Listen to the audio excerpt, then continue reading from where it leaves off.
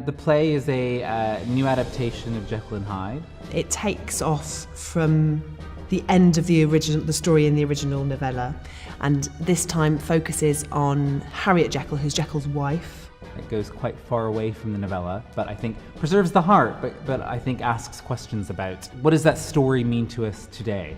It is a really intriguing and thought-provoking piece of work. It feels so relevant to now.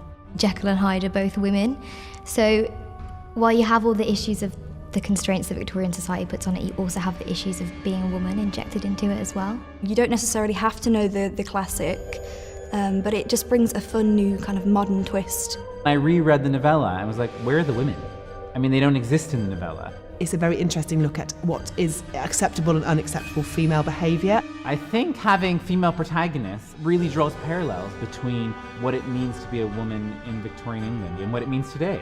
So I think the relationship between the two of them is really interesting. Jekyll, at the start of the play, is a really constrained and controlled person, but then once Hyde starts to come out of her, she becomes a bit more reckless. Hyde is a really interesting character to play. I took a lot of influence from Villanelle from Killing Eve, along with Alice from Luther, these kind of female characters that have such drive and determination. I think if you're coming to the theatre, you should expect to see the story with fresh eyes. A fantastic, radical, surprising reworking of the original story. It's a performance that you come to see and walk away asking yourself questions and hopefully talking more about it.